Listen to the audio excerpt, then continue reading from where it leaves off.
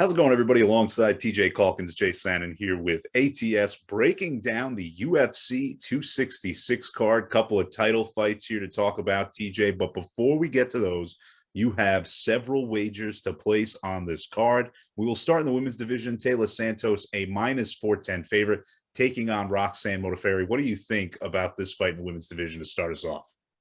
Man, I am always on the opposite side of a Roxanne Modafferi fight. I always think this is the fight she's going to get finished. Well, somehow she hasn't been finished, but at the same time, things have gone her way in spots. The Macy Barber fight, Macy blew her knee out, so she didn't get to get knocked out in that fight. She's a survivor, but she's probably the least athletic fighter in the UFC. I mean, everything she's earned is truly from hard work. She is a solid topside grappler, though, so if she's able to get takedowns, she can be effective. She can control. Problem is, this matchup, I think this is the one where she just absolutely doesn't have an out. Santos is going to be in and out, lighting her up in the stand-up. I mean, she's super hittable. Modafferi is going to try to clinch. She's going to try to get the fight down, but I think Taylor's stronger. I think she's better in the clinch. I think she's going to dictate whether the fight goes to the mat or not. And if it does, Taylor's going to be topside. 4 fights now for Taylor. She hasn't had a finish. Well, she finished 12 of her first 14 fights of her career. So recency bias is telling us she's not a finisher. Well, I don't know. I don't know that to be true. You look at the 410 favorite. Well, you're getting plus 250 on the ITD line. I think a knockout is very possible, if not probable. I think she can truly finish the fight standing or on the floor, and that plus 250 is just a screaming value I can't pass them. Next up, TJ, we'll go to the men's side here. Dan Hooker, a minus 150 favorite, taking on Nasrat Haqparast. How do you see this fight landing? I think Dan Hooker still outclasses Haqparast. The only argument for this line to be as tight as it is I guess saying Hooker's durability has somehow waned because he ate a massive shot from Michael Chandler. I don't buy it. I know the guy's been in wars, but he is truly a tough guy. He's not a chinny guy, never has been. And now he's truly fighting a fighter that is stations below him. He's levels below him. And we're going to see Hooker come out fast. And Nasrat, he can truly take forever to figure out and get his reads on his opponent. And by that time, I mean, Hooker's going to have taken over the fight. And if we're looking at a step up in competition, the first time this happened for Haqparast, it was Drew Dober. Dober slept him in the first round. And this is steps more up. I don't think this fight is necessarily close. If we see any grappling, it's going to be from Hooker. And I think he's a better striker all around anyway. So Hooker minus 150, doesn't matter method, just take the flat line. That's a screaming value there. Next up, TJ, we'll go back to the women's side. Jessica Andrade, a minus 270 favorite, taking on Cynthia Calvillo. Calvillo in for quite the test here. Do you think she passes it, or is it going to be Andrade who gets the job done?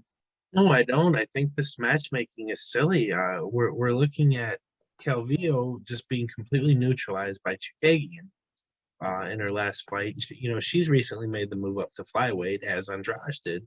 So it's not like Andrade is fighting a larger girl like she did against Valentina, and not to mention a larger girl that's outclasses everyone. So that last fight is, I think, leaving maybe bad memories of Andrade in people's heads. But we're looking at Calvillo, a girl that truly needs to find trip takedowns. She's not a wrestler, but she's very good on the floor. She's good in top position. She's not going to find that in this fight. Andrade is going to absolutely light her up in the striking. Andrade is so powerful. She truly is. And she's going to be busier. She's going to be the one throwing the volume. And I think she's a superior wrestler, too. I mean, we've seen her just pick up girls and slam them. And if Andrade wants to take it down, we might see that again.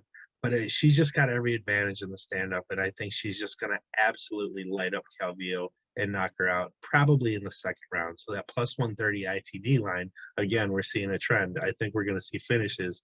Andrade at minus 270, no, take the ITD line plus 130. TJ, will go back to the men's side here. Talking about the big fellas, Curtis Blaydes, a -310 favorite, taking on Jair Rozenstruick. Rozenstruick, he has that one-shot power, but do you think he uses it here to get a win? I just mentioned this with Haqparast. Jair's a guy that he can knock anybody out, sure, but he is so low volume. He takes his time, and taking his time in this fight, he's going to be on his back looking up at the lights, and he's not going to be able to get up. The grappling skill set is simply not there for him. So we've seen Blaydes and other decision wins, fighting guys that kind of know what they're doing, grappling, able to get back to their feet, and then he just mat returns. You see double-digit takedowns at times. I don't think we're going to see that in this fight. I think one takedown is going to end the round on the floor. And when Blaydes has that time to work, has that time to ground and pound, perhaps even work for a choke, Rozenstruick's just going to be out of his element. And I think Blaydes finishes him on the floor in the first round. But if he doesn't, there's 2 more rounds where he's going to have minutes upon minutes to work. So, yeah, that plus 105 ITD line on Blaydes, again, -310 flat line, no. Take the ITD plus 105.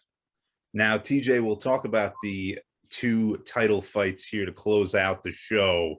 And you don't have plays on either of these fights, but I do still want to get your thoughts. Valentina Shevchenko, a massive favorite, taking on Lauren Murphy. And you have Alexander Volkanovski taking on Brian Ortega. Volkanovski, a -175 favorite there. Yeah, so we'll start with the co-main event. Valentina Shevchenko is 1,500 or more. Just an insane favorite, and rightfully so. It perhaps is not even wide enough. Lauren Murphy's not deserving of this title shot. A 5-fight winning streak comes with massive asterisks. The decisions against Andrea Lee, especially, and JoJo Calderwood, were absolutely egregious. She did not win those fights. I don't care what anybody says. And then the other 3 wins in that winning streak are 2 girls no longer with the promotion and Roxanne Modafferi. This is not the type of resume that deserves a title shot, but I guess it also speaks to the way Shevchenko has completely cleaned out the division. Now, I saw in Caesars, I believe it's just -120 to bet Shevchenko inside the distance. So, that's really that's really a sound play if you're trying to make a play on the fight. But it's going to be an absolute mauling. It's going to be a domination. Murphy's a solid enough grappler, but the striking, the stand-up, this is where Valentina's just absolutely going to murder her. And what do you think about the Volkanovski-Ortega fight as well? Well, this is super interesting. I'm excited to watch it. I think the -175 on Volkanovski is very accurate. I don't see a lot of value there. We're going to see Volkanovski be the busier striker. I know Ortega looked like a god against Korean Zombie in his last fight, and he absolutely did. Now, the movement of Volkanovski is going to completely change what Ortega is able to do. Zombie kind of just walked up to Ortega over and over and said, "Please crack me with one." And he would crack him with one and come back and ask again. And it truly was a very, very bad game plan. But I don't know. The Zombie said after the fight he didn't remember anything after the first round. So, he perhaps was just halfway out on his feet for 20-plus minutes. Either way, it's going to be interesting. Volkanovski is going to land more volume. He's going to throw more combinations. He's a more technical striker, but he's not the finisher that Ortega is. Ortega does have more power. He's a much more likely fighter for a finish. He could put Volkanovski out with one shot. And the kicker here, we know Volkanovski can wrestle. We know he's a solid grappler. But there is no one in the featherweight division that can jump on a submission and end the fight that quick like Ortega can. So I think Volk would be insane to even attempt any takedowns in this fight. So that's something working for Ortega. He doesn't have to even think about it. I can't make a pick. It truly is close. So I guess I have to side with the underdog if I find it that close. And the plus 275 ITD line on Ortega is probably the most attractive thing. But I'm just going to sit back and enjoy this one. The action's going to be earlier on the card. It is going to be a heck of a night. UFC 266 starts at 6 p.m. Eastern on Saturday, and it goes all through the night. It's going to be a hell of a night. TJ, thank you for your thoughts on the card and on the co-main event, the main event as well. Of course, for more thoughts from TJ on all the fights we just talked about, check out ats.io, written previews from TJ on everything you just heard about. Until next time, TJ Calkins and Jay Sanin saying, see you later. Good luck on your UFC 266 action.